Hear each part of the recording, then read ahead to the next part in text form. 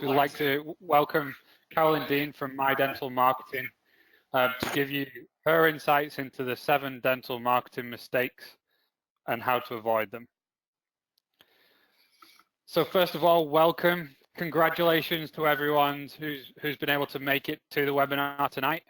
We're really excited to bring this webinar to you this evening, and hopefully some insights that you're not aware of, and can help you with your practice as well. So thank you everyone for attending, and welcome to our very first webinar. Bear with us if there's any technical issues at all. Hopefully they'll all run smoothly, but hopefully all will run smoothly and we can go from there. Just to check that the audio is working okay, there's a questions box. Please say hello in the questions box just so we know that you can hear us. So please just say hello. Great, looks like hello Sally. Hello Rachel. All seems to be working fine. Fantastic. So without further ado, I'd like to introduce Carolyn Dean and her 7 dental marketing mistakes. Thanks, Carolyn. Thanks, Callum. Hi, everybody. This is kind of new for me. It's strange sitting here with a few Henry Schein Hallis guys, but no dentists in the room. So please let us know if you have any questions. Just like we were doing a live seminar, we are going to answer questions. So put your comments in the question box. Imagine that we are there in the living room with you. So as Callum said, tonight I'm going to talk through the 7 most frequent dental marketing mistakes that I see when I talk to dentists. So I'm going to talk through what the mistakes are, why you should avoid them, and hopefully how you can stop making them in the future. And at the end of the webinar, I'm going to talk about an exclusive offer that we have for Shine 360 Elite clients, and also a discounted offer for any webinar attendees. So it's an online marketing review for any practices that think they may be making some mistakes and want to have a review. So we're really excited that we have partnered with Henry Schein Hallis and the Shine 360 program to bring an exclusive offer for you elite clients out there. And also at the end of the webinar, you'll have access to some free resources, so how to get access to the slides, an accompanying ebook, and access to our Facebook group. And there will be questions throughout the webinar, but also we'll have time, hopefully at the end, to answer some more questions. So this is our first one. We are running a little bit blind, so just bear with us, and hopefully all things will work beautifully. So questions throughout the webinar. Callum will pick the ones that he thinks are most relevant, and we will answer them at the end of each section. So if you're listening, then just type into the question box anything that you want answered, and we will hopefully get through as many as we can. If we do run out of time, if you do have questions that aren't answered or aren't answered as fully as you'd like, we do have a closed Facebook group. So have a look at the link, or just search in Facebook Dental Marketing Secrets. You need to fill in a question saying how did you hear about us, and we can give you access to that Facebook group. And then obviously after the webinar, today, tomorrow, we can answer any additional questions that you have. So please log in and please join us. So we're going to use a technology and we're going to see who you guys are. So it would be great to know what position you hold in your practice. So in the good old days, we'd get you guys to put your hands up. So who's a practice owner? Who's a practice manager? Who's a team member? And who here actually isn't part of a dental practice? Who's here from the dental industry? Because I know there's a few of you out there as well. So please pick and submit your answer to the poll, and hopefully magic will happen. Okay, a few more. Hopefully you can find out how to do it. Should be on your screen. Okay, just a few more. Okay, let's see. Wonders of modern technology. Cool. Okay, so 53% practice owners, that's fantastic. Welcome, practice managers, great to have you here. 22%, oh, running neck and neck. So team members and practice managers, that's great. And hello, 4% out there. It's good to have some peers waving to people. All right, fantastic. Okay, so technology worked. We have our first poll. Woohoo, celebrating in the room here. All right, so technology is not working. My slides aren't going now, but we will work this out. Bear with me. Let's see if we can do it this way. Okay, back to life. Beautiful. All right, so I start all seminars and all webinars with these same positioning statements. So before I start talking about mistakes, I want to talk about dental challenges. So what I'm seeing in the dental industry across the board when I speak to practices. So number one, no argument, there is an insane amount of competition out there. And overseas, the dental industry has never been this saturated. The stories that I hear when talking to practices about who is opening up around the corner, upstairs, downstairs, and in the suburb is scary. Corporates, insurance companies, so it's not just other independent practices that are coming in, the corporates are there. If you're in a practice that does not have a corporate in your suburb, then I have no doubt that they will be coming. Insurance companies driving down the prices, you know, it's getting hard. Oversupply of dentists, no argument. But on top of that, you have ever rising practice operating costs. Your patients are becoming more and more marketing savvy. We will talk more about this later. And on top of that, your patients becoming more discerning. You know, it is a discretionary spend. Dentistry is something that your patients do not have to purchase. So they are becoming more and more discerning about where they are spending their hard-earned dollars and heading, you know, we're a week away from the elections and this is more poignant than ever. So the challenges that I see with regards to marketing in particular is that I am sure that you guys are getting contacted by marketing companies all the time. You're probably getting Google AdWords people, SEO people emailing you, calling you and trying to sell you things that you probably don't understand, you probably don't need, and you're probably getting hassled quite significantly. On top of that, you'll have well-meaning people, maybe your friends, maybe your family, maybe team members, maybe your patients offering you advice on what you could or should do to market your practice. And the reality is that marketing is constantly evolving. You know, there are so many things that you could do, you should do to market your practice, and it is impossible to keep up. I mean, this is my full-time job, and I'm aware of the constant changes in how you can market your practice, in particular digitally. And I'm guessing that you just want to focus on running your practice and delivering great treatments to happy patients. So the problems that I see, or the main problems that I see with practices marketing, is there's no plan.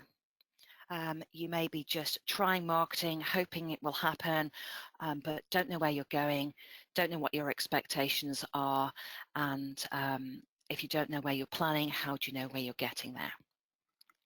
Wrong skills. I'm guessing that very few of you studied any marketing at university. So wrong skills or no skills. It's very, very hard to understand marketing if you are coming from a standing point. And then the final one is, unfortunately, the sharks and the cowboys in the industry. There are so many practices that I talk to on a daily basis, unfortunately, that have bought things that they don't need, they don't want, they don't understand, and it's not working for them. And this makes people scared, and I honestly don't blame you. So that is why I spend a lot of my time doing courses for Henry Schein Hallis and the ABA to try and educate you guys so that you can understand marketing your practice. So tonight I'm going to go through the 7 mistakes that I see, the most common mistakes that I see with you guys with marketing your practice. So you can read yourself the 7 points, and I will be stepping through these one at a time, and after each section we will take some questions. So before we jump in, another poll. And this is only, second poll, last poll. How do you feel about your practice marketing? Are you happy? Do you think everything's going pretty well? Everything's on track? You're achieving the results that you hope for?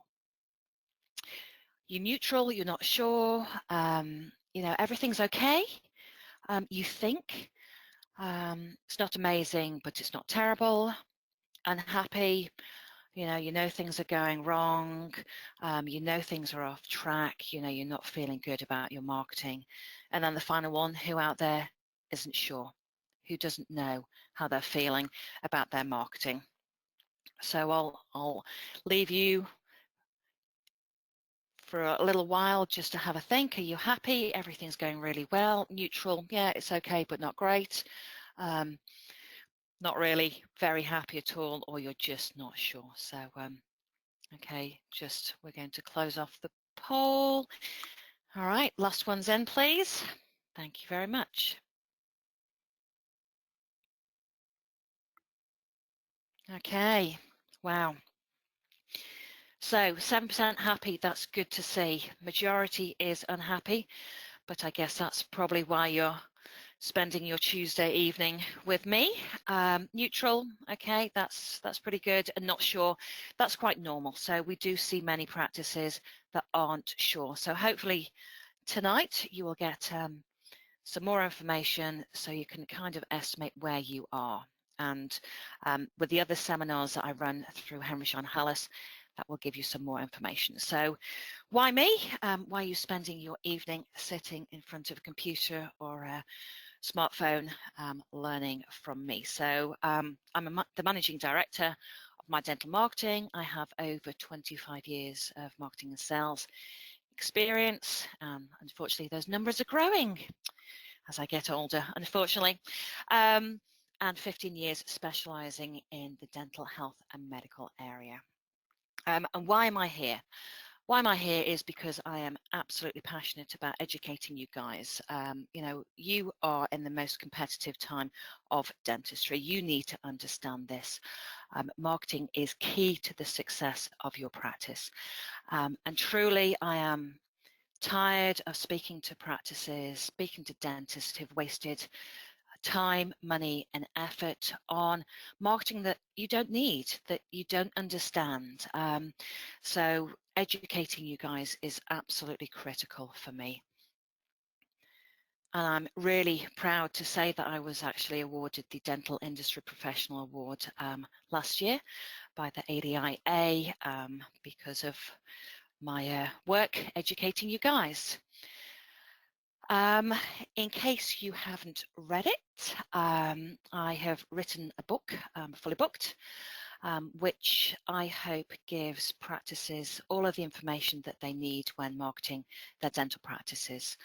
There is an offer at the end of the evening, a discounted version of the book. They are given away as gifts at the physical seminars for Henry Schein Hallis, so I'm guessing that quite a few of you probably have one already. And I'm actually writing a second book. Through some strange moment of insanity, I'm going to focus on a book purely on social media. So that is coming late at the end of this year. So My Dental Marketing, we celebrated our 10th birthday just under a month ago. We're Australian dental marketing specialists. We've worked with over 100 practices and we're quite a small team. There's 11 of us and proud to say that we actually won the marketing award for the Dental Industry Awards. The reason that we are here, the reason that My Dental Marketing exists is to help you guys become fully booked, stay ahead of your competition, to attract and retain those important patients and to get back in control of your business. So specifically, where can we help a practice? We can help a practice wherever you are in your practice journey. So if you're starting up in your practice planning phase, we're getting feedback as well. Marketing foundations. Okay, sorry guys. Launching your practice. It's coming through here. I think it's coming through. Just last.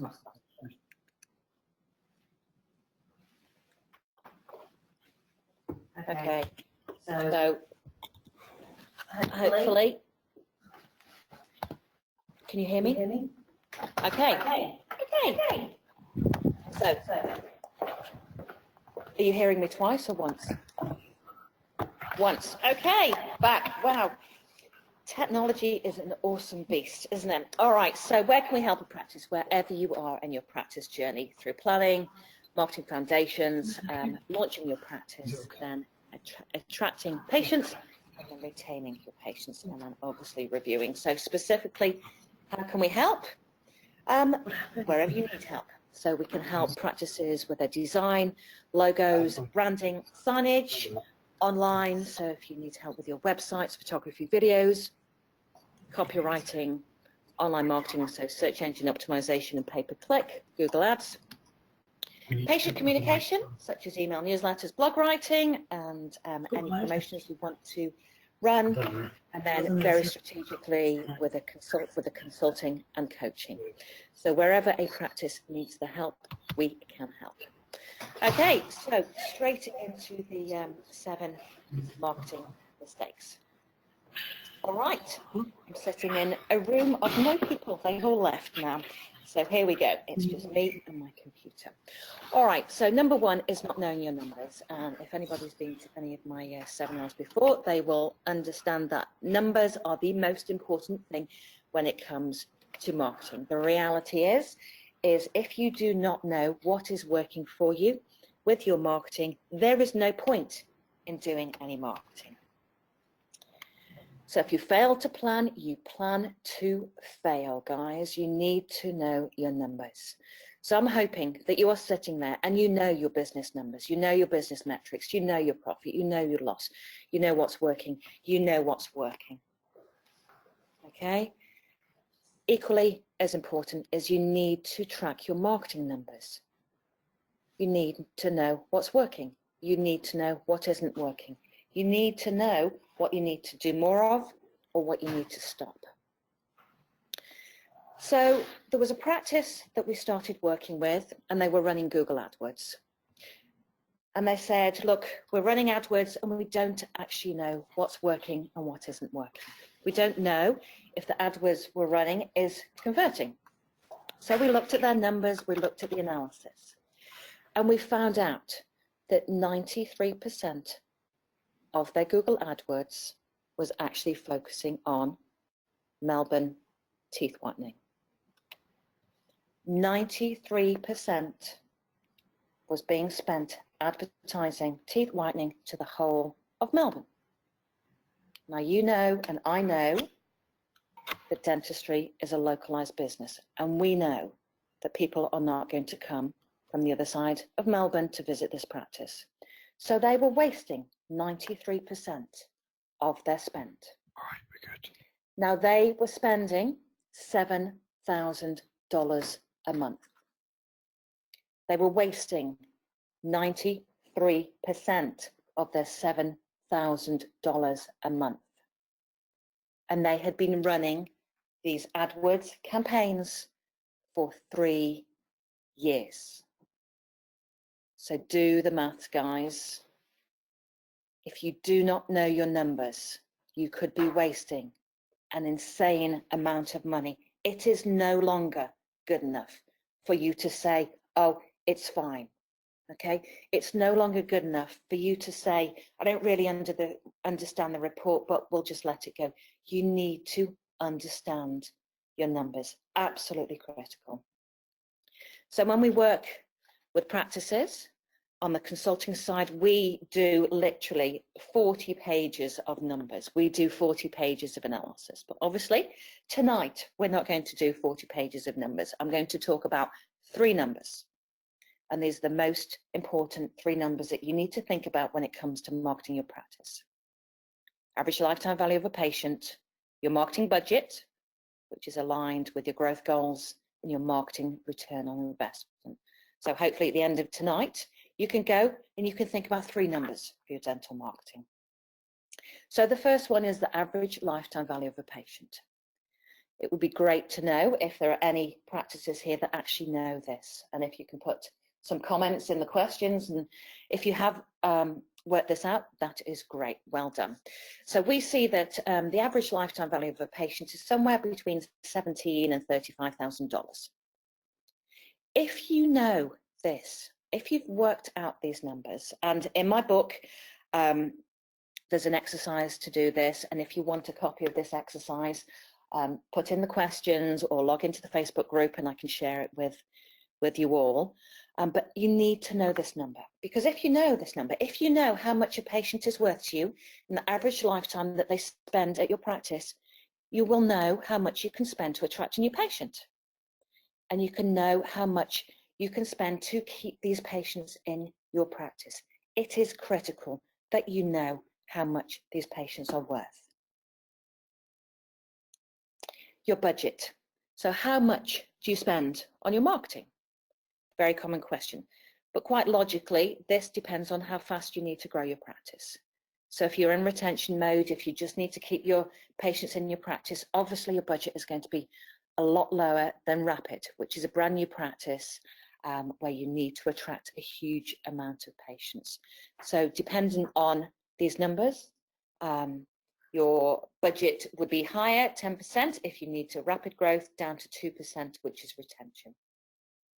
And the final number is return on investment. So how much are you spending on your marketing and how much is it returning to your practice? And quite simply, you need a minimum of a 3-to-1 return on investment. Every dollar you spend on marketing should return $3 to your practice bottom line, 3-to-1. If it's not, you need to look. So in summary, you need to know your numbers, you need to track your numbers constantly, and you need to review them at a regular basis, on a regular basis. So sit down, look at your numbers, find out which ones are critical to your practice, and make sure that you are measuring them. Now I'm aware of the time, so I'm going to keep on going. Okay, so any questions, again, put them in there. I can answer them on Facebook afterwards or tomorrow. So please keep your questions coming. We will get them answered. Okay, so not getting the right advice. I know that there is an overwhelming amount of advice out there. Team, family, friends, patients, in the media, there is so much that you could or do to market your practice. But the problem that we see is, you're not getting the right advice, or you're listening to too many different sources, or you're talking to people that don't understand dentistry, just like the Google AdWords example before, okay? Or people that do not understand the APRA guidelines, the guidelines that you guys have to adhere to. And the reality is, salespeople are really good at selling, okay? They're not really good at listening. They don't truly care about your practice. They don't care about your team. They don't care about their patients. The only thing they care about is their bottom line, their commission. Case study. So there was a practice in the middle of Sydney CBD that phoned me up who was really, really excited. She said, I've just been given the most amazing opportunity to advertise on the radio to the whole of New South Wales. Now let me repeat, she was in the middle of Sydney CBD. Do you think that her patients were listening to the radio? No way. Okay, she had been sold an amazing solution from an amazing salesperson that wanted an amazing commission. She did not need, okay? She did not need to advertise on the radio. It was a huge waste of money. Okay, so you've got to really be critical about what you are buying, who you're listening to, and make sure that you're listening to the right advice. Now, APRA, if you're getting marketing advice or getting marketing services from people that do not understand APRA guidelines, you could be in a whole ton of pain. So I don't know whether you guys are aware of this, but APRA are now actively auditing dental practices marketing. Okay, actively auditing. You may well get a letter. And this letter is pretty scary because it says you have got 60 days to fix. And they will give you a huge list of the things that they have seen in your marketing that you need to fix. If you do not fix them within 60 days, you're either going to get 5,000, 10,000 fine, or a court case. Okay, so you need to make sure that you are across the APRA guidelines. You need to make sure that you're working with a business, marketing agencies that understand the APRA guidelines. So I know that there's always a lot of questions about this. And again, add them in. We can answer them on Facebook. We can answer them afterwards. But from a very high level, testimonials, asking for testimonials, using your testimonials in any forms of marketing, using images that are not your true treatment images, but being portrayed as treatment images, incorrect wording, so they have very specific rules about words that can and can't be used in your marketing, and errors in your promotions. So those are the top 5 that I see, and literally I see them on a daily basis. And whenever I talk to practices and point them out, they have no idea. So please do the research, please ask the questions. I'll do some more examples on Facebook. So please make sure that you are getting the right advice, that you are talking to a consultant that understands your practice, that understands your goals, that understands the business of dentistry and has got a proven track record. So again, keep the questions coming. We'll keep moving. We'll maybe take a pause at the end of the next one and answer some questions. Okay, so the third one is not knowing your ideal patient. Once upon a time, you could open up a practice, you could put your shingle out there and everybody would come, or hopefully everybody would come to your practice. You can no longer do that.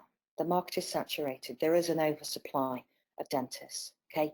You can no longer try and attract everybody to your to your practice. You need to identify your ideal patient or ideal patients, okay? You need to think about who you want to come to your practice. And then when you've identified them, you need to think about how you can communicate with them, what they want to know. So as an example, ideal patient number 1, okay? Empty nesters, high net worth individuals, retirees. Do you think that if you wanted to attract this couple to your practice, that you would advertise in the local school newspaper? Hopefully not. Do you think that you might be running mouth guards campaigns? Hopefully not. Okay, and do you think that you should be on Instagram every moment of the day? Hopefully not. Your ideal patient is young families. Do you think you might want to advertise in the local school newspaper? Yeah, you might think about supporting, sponsoring a local sports team. You might be on Instagram, okay? You might be wanting to attract the parents to the practice. You might want to have Netflix streamed directly to your practice ceiling, okay? But can you see that dependent on who you want to attract to your practice, you need to think about different ways that you market and different ways that you talk about your practice treatments. So there's a slide, and it's based in an exercise in the book. And I recommend that you get the slides, you print this out, and you sit down in your practice and you identify your ideal patient or patients. Create an avatar. think about all of the questions on this screen. Think about what they care about when it comes to your practice. So we can get copies of the slides to you, print this out, sit down as a practice and think about who you want to attract to your practice and what they care about when it comes to your treatments. So when you've identified your ideal patient, think about how it's best to communicate with them. Think about why they should come to you, why they should come to your practice and not your competitors. Think about what you do that's different, what you can offer them. And then, and only then, you think about what forms of marketing you can use to reach them. Okay, so going to pause, and we're going to answer some of the questions that have come through. So handing over to Carolyn. Yeah, great. So there's been a couple of questions that a couple of people have asked. The first one being where could the viewers get the APRA guidelines from, whether emailed or downloaded? Okay, so the APRA guidelines come from the APRA website. So what we can do is everybody get onto the Facebook group and I can add the link there. That's probably the easiest thing. So Sarah, can you make a note of that? Cool. And we'll make sure that that's out there. They've actually got a little self-assessment test now on there where you can put examples in and they can kind of mark your marketing. So there are very thorough documents on those APRA guidelines on their website. So we'll add that to the Facebook group. Great. And the second question a couple of people have asked is, are they allowed to ask customers to leave Google reviews? Okay, you are not allowed to ask your patients for Google reviews. Absolutely not. That is breach of APRA guidelines. So no. Sorry guys, that is a no. And then associated to the first couple of ones, one question was, what reports would you suggest to run regularly? Okay. Oh, I love reports. Okay, what reports would I run regularly? Obviously, profit and loss. We look at active patient numbers. We look at lost patient numbers. We look at treatment types. So when we work with practices on the consulting side, we'll look at treatment types in terms of revenue, but also in percentage time as well. So some practices might be very, very high on exams, but they might be very low on the price of exams. So you need to look at the split between your high-end treatments and your low-end treatments and identify where you want to be percentage-wise with those numbers. Again, I can probably do a little Facebook video and talk you through some of those numbers. So again, when we work with practices, we really go heavy on their numbers. We look at marketing return on investment. We look at where patients are coming from. We look at their online analytics. So as I said, we could do 40 pages of analysis. But the most important ones, need to know your profit, need to know your loss, you need to know your active patient numbers, you need to know your lost patient numbers. So I think those would probably be the top ones that I would track on a monthly basis. Perfect. Thank you very much. There's been a couple of other questions. We'll leave those to the end of this time. Cool. Okay. Thank you. Okay. So number 4 is wanting a silver bullet. One of my favorites. So many practices, unfortunately, think that there is a silver bullet to solve their marketing issues. I get asked so often, so what is the thing that I should do to market my practice? What is the one thing I should do? Unfortunately, guys, there is no one thing. There's no one thing that you could or should do to guarantee you new patients in. Okay, there is no one thing that guarantees that patients do not leave. Okay, if you are contacted by a salesperson who is selling you the one thing, who is guaranteeing new patients, who is trying to sell you that silver bullet, please delete the email, put down the phone. You know, you are going to be frustrated. Please do not think that there is one simple answer. If there was one simple answer, we would be running one seminar for 1 hour once a year, and you guys would know that one thing. The reality is there are so many things that you can do to market your practice. Okay, there is no silver bullet. Please, if there is one slide that I hope that you take home in your brain and your hearts tonight, is there is no silver bullet. So if there's no silver bullet, what is marketing? So marketing is everything. And when I do face-to-face seminars, I ask people to put up their hands and say who here is responsible for the marketing of their practice. And half of the people kind of look embarrassed and half the people nudge the person next to them. The reality is that everything you do in your practice is marketing. Every single interaction that you have with your patients is marketing. Every team, every interaction, every conversation is marketing your practice because it can affect your brand. If a patient has a bad experience with any one of your team, do you think that could affect your practice? Absolutely. Okay, so everything you do in your practice is actually marketing. There is no silver bullet. Your whole practice, it needs to be aligned. You need to think about the touch points. You need to think about how you are talking to your existing patients, how your team is communicating with your patients, how your phone is answered, what your reception area looks like. Okay, because every interaction reinforces your brand. And that may be a brand of you're an amazing practice, you're friendly and you're welcoming.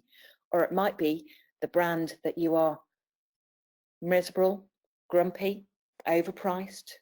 Okay, so look at your practice, look at the people that are meeting your patients, look at your reception area, look at every interaction that you have and make sure that it's consistent. Make sure that everything you're saying about your practice, whether it is, you know, we're friendly, we're welcoming, we spend extra time with our patients, we care, make sure that everything you're saying in your marketing messages is actually what's happening in your practice. So there are two types of marketing when it comes to your practice.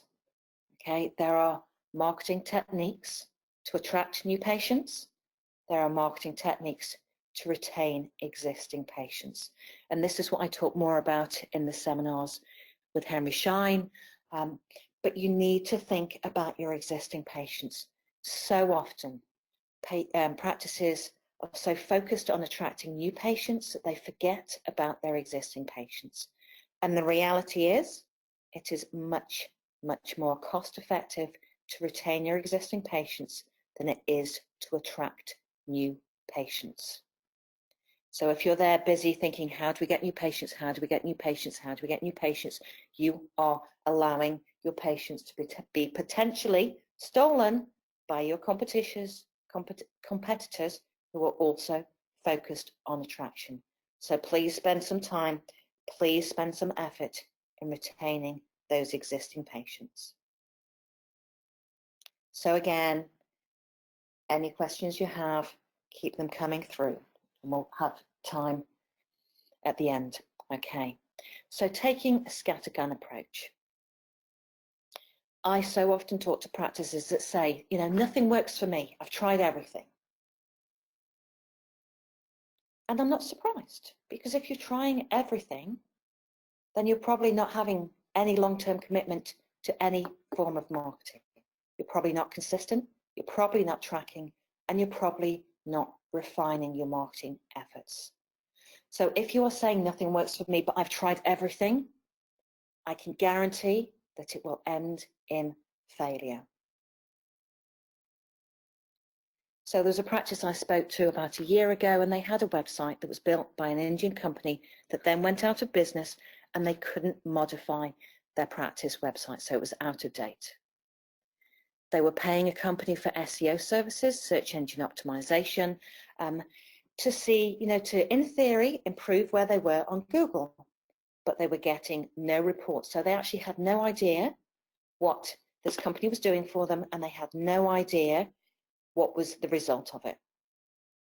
They had another company that was doing pay-per-click, Google AdWords, and again, they weren't sure of the results, and they didn't even know how much they were paying.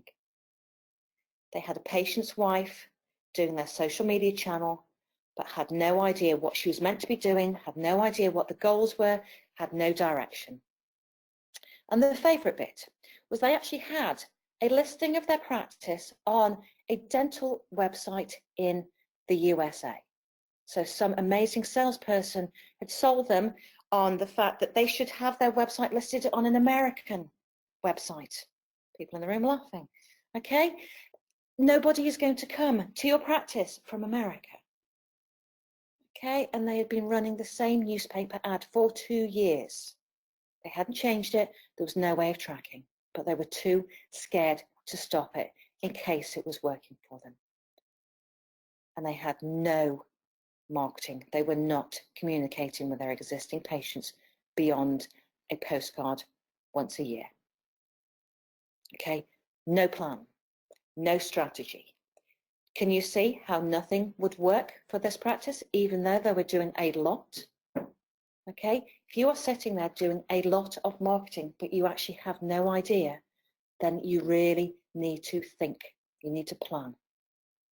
So your marketing needs to be consistent. You need to think about it. You need to get very strategic about what you're trying to achieve. You need to track.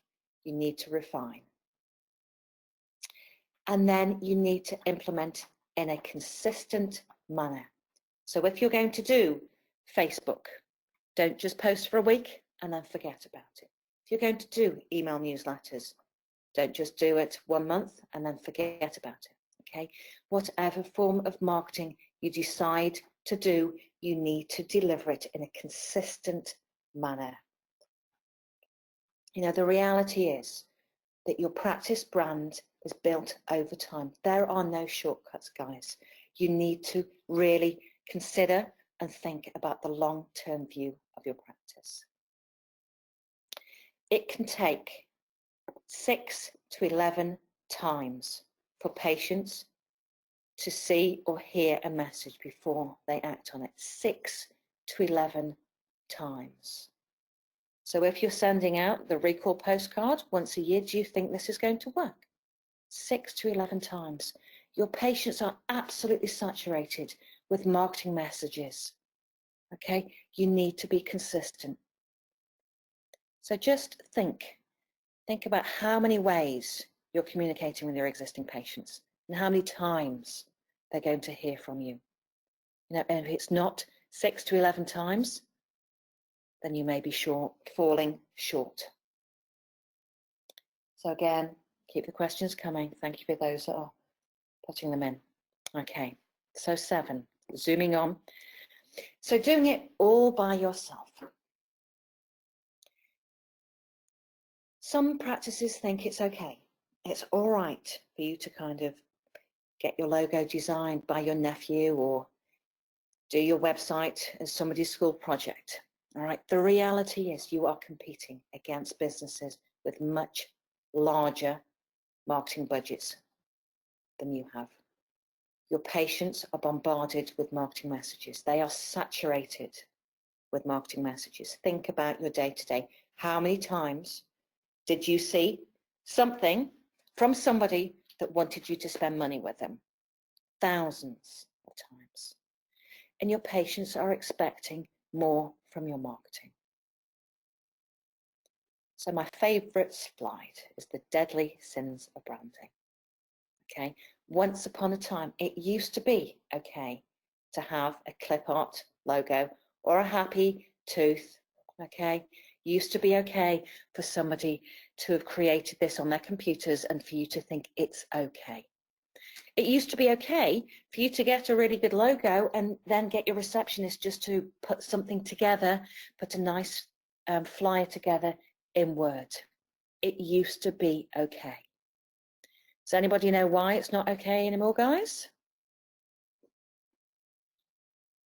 Because these guys are around the corner.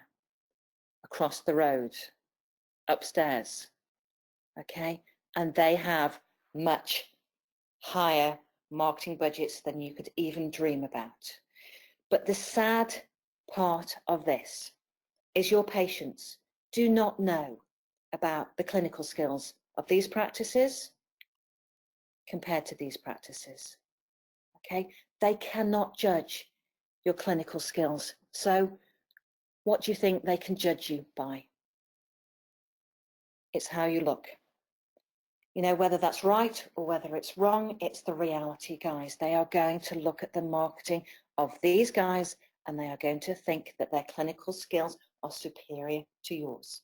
And I know that's wrong, but that is what's happening in the saturated market.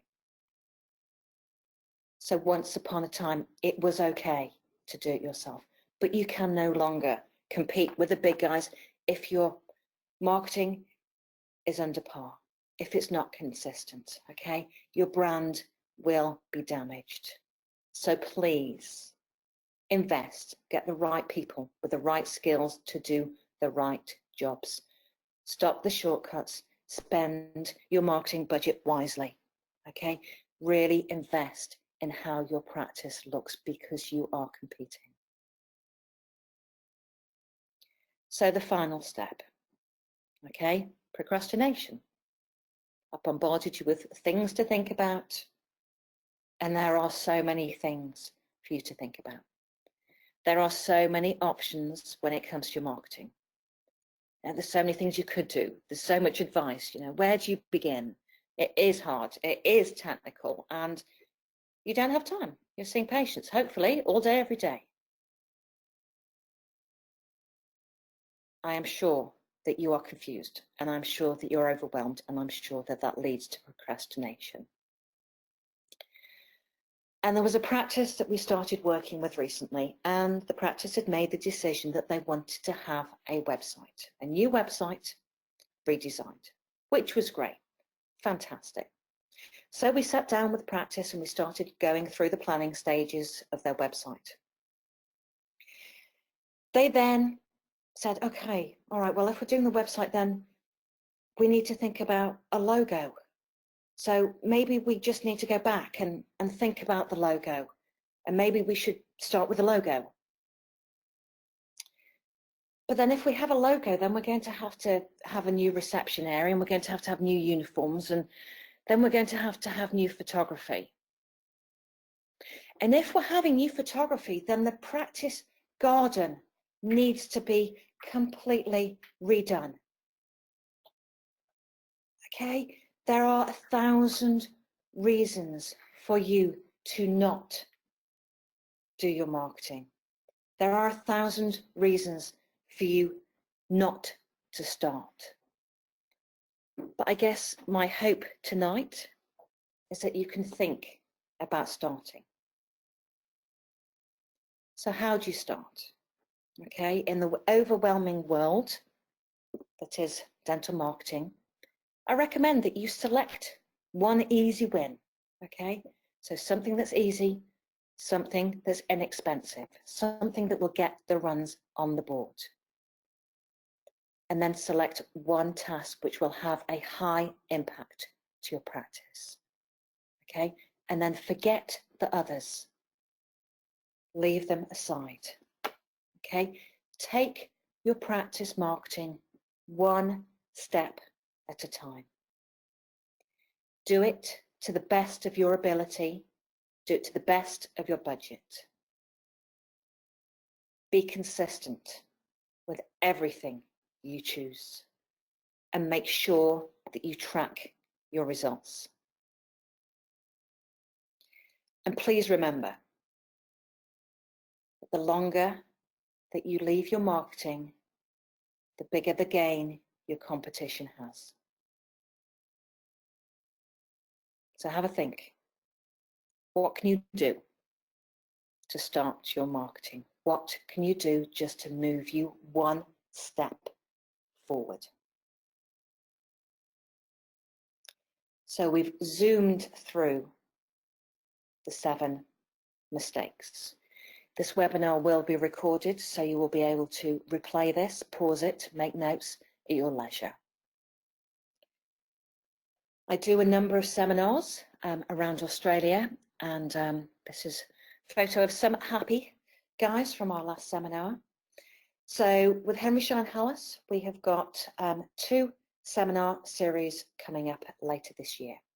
So we're doing Melbourne, Sydney and Brisbane in August, talking about social media, in November, talking about planning for 2020, so thinking about your marketing vision for 2020. As part of this, I think we'll be sending out the seminar flyer, so that will come after the event. So if you are interested in a face-to-face seminar, then there are limited spots on all of those events. You can sign up now, okay?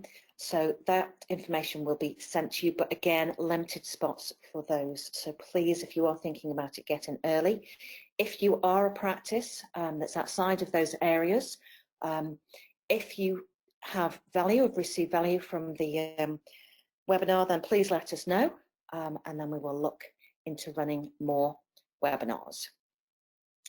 If you are a practice that is an elite Shine 360 client, we are offering a limited number of free reviews. So we will review your entire online marketing.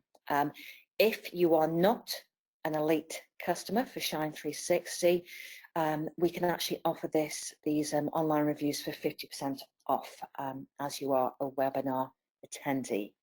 So the online reviews are for practices that don't know what is working and what isn't working with your online marketing.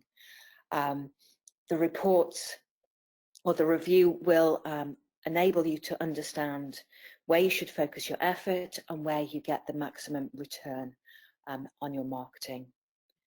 What you get is a personalized report, and it's about 30 pages, dependent on what we find, and we will tell you exactly what's working and what isn't working. We will tell you what needs to change and why. We will prioritize where you should start and what you should do to get maximum return. Okay, so you will have a very clear blueprint of your online marketing that you can take to your suppliers and say, this is what we need to change and this is why. And accompanying that report, you get a 1-hour consultation with me where we can talk through the report. I can answer any questions you have on the report or any additional marketing help that you need. These are limited, obviously. My time is limited, the team's time is limited. So if you are interested, you will need to go to the Shine 360 landing page and go to the online marketing review portal. You can then log in, register your interest, and that's if you are a elite client or a webinar attendee. So those are limited. Please register your interest and we will let you know when those spots become available. If you are interested in my book, it's normally $29.95 and we have a seminar price of $20. So again, just log in, go to the My Dental Marketing website, into the shop, and you will see an area where you can add in a coupon code. So just put HSH, Henry Schein Hallis, and you'll get that at the discounted fee. Okay, so for anybody that's hung on this long, thank you very much. We would love to send you the 7 Mistakes ebook that accompanies this webinar and a copy of the slides. So all you need to do is fill in the seminar feedback form and we will get those sent out to you along with your CPD certificates. If you have any questions, any more questions that we aren't able to answer, please log into the Facebook group and then we can answer those after the fact. If you do want to know more about My Dental Marketing and how we can help you, again, fill in the survey at the end of the seminar. We will then get your information. We can contact you. Failing that, call us at the office, at the details there, or email us. So I think we have a few minutes left for some more questions. Over to you, Callum. Great, thanks, Carolyn. So maybe carrying on from the last question we had, is it okay for a practice to reply to a review on Google if someone's made a review about them? Okay, so it is absolutely okay to reply to the reviews that people have left to you on Google. Okay, it is good manners, number one. It is good for SEO, number two. And it is good for potential patients that will be reading those reviews. So the good, the bad, and the ugly. If you have a great review, say thank you. If you have a bad review, you apologize online. You take the conversation offline. So if somebody has left you a bad review, say, I'm really sorry. You know, we're so upset you had this experience. You know, normally we pride ourselves on, and then you talk about your values, creating a great experience at our dental practice. Please come into the practice. Please phone. Get the conversation offline. So yes, it's great to reply. APRA guidelines say that any reviews that you have under your control, you should take down. So Google reviews, you're not in control of. Facebook reviews, you are. So APRA guidelines say that you need to take down those reviews. So you need to switch off the reviews on your Facebook pages. Great, thanks, Carolyn.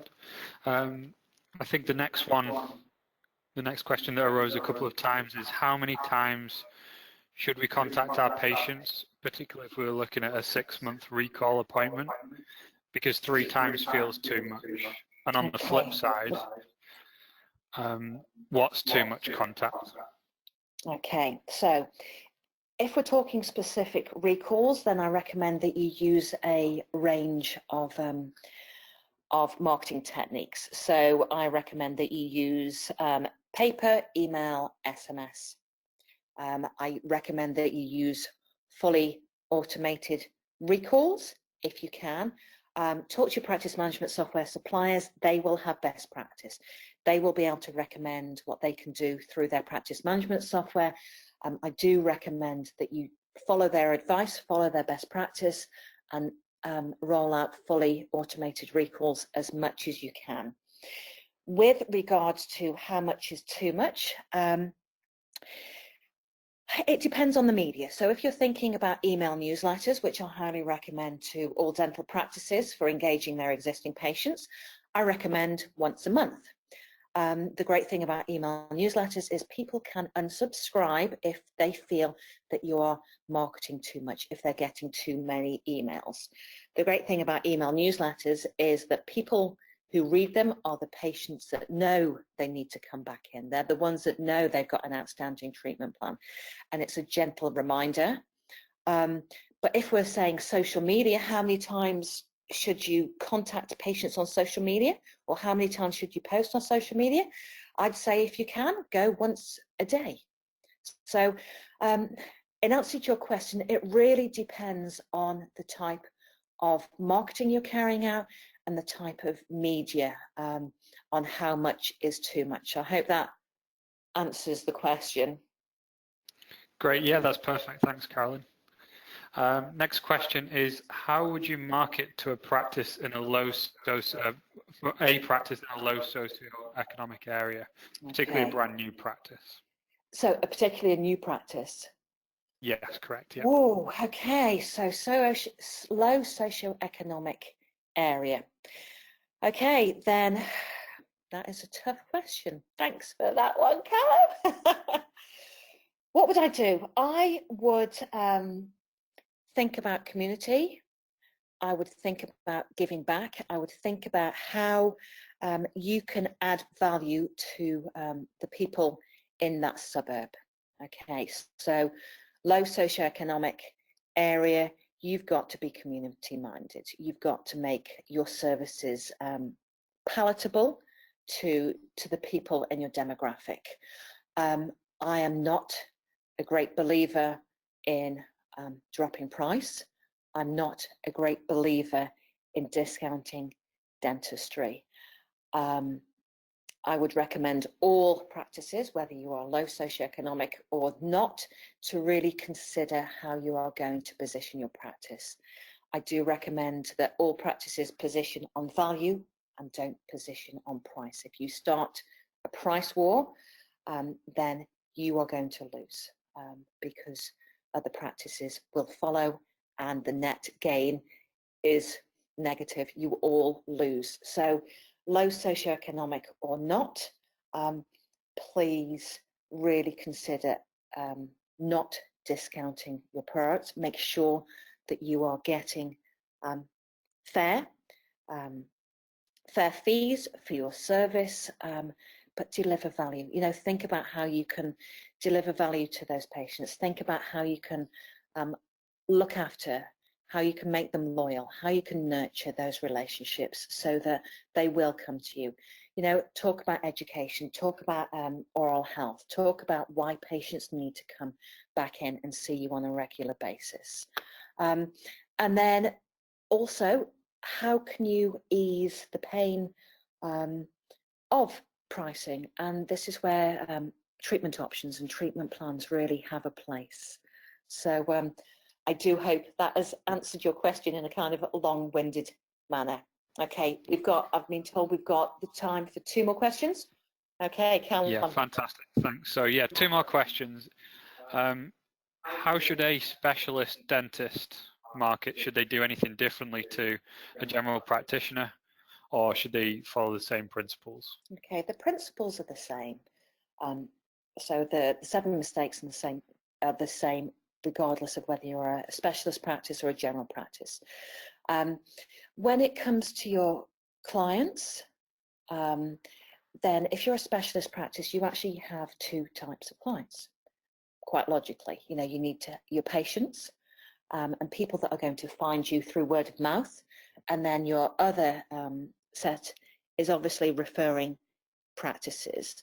So if you're a dental specialist, then you need to segregate your marketing, and you need to think about, and you know, going back to the ideal patient, you know, flip it to being ideal patients. This is what we need to think about, and then ideal customer, you know, ideal referring dental practices. So go through the exercise and think about what practices you want to attract.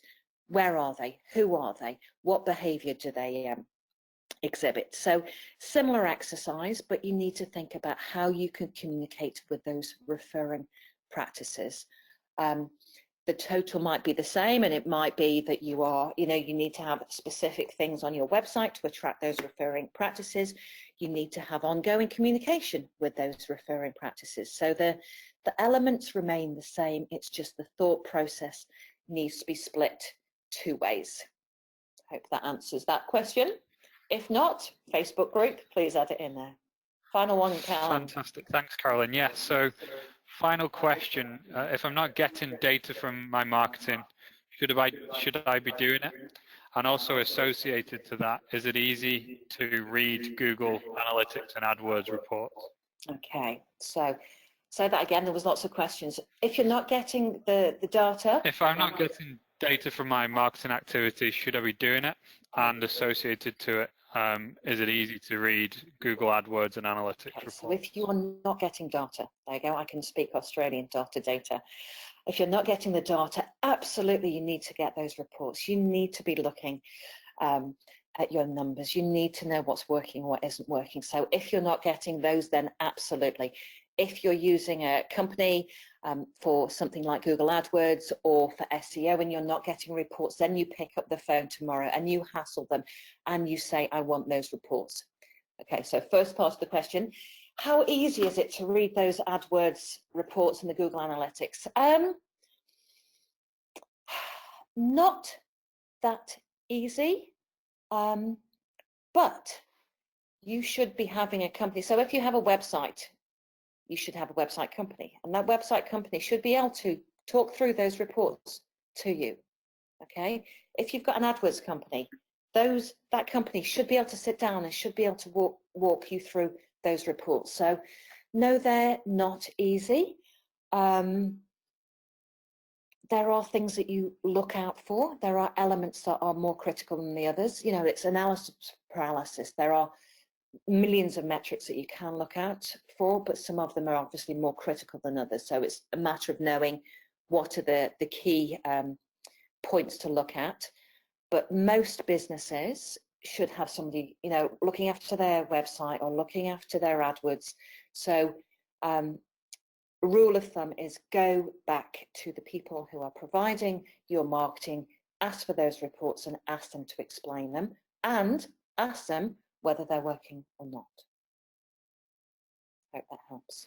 Brilliant. Thanks, Carolyn. So from Henry Schein, we'd like to say a huge thank you to Carolyn Dean for presenting this evening. And as she mentioned, any questions, please put them into her Facebook group. And she'll put up the details on how to get to the ebook, because I've seen a few people have asked that question as well. So check out Carolyn's Facebook group and for more information from there. Thank you everyone for listening and taking your time out to attend tonight, and have a great evening everyone. Thank you.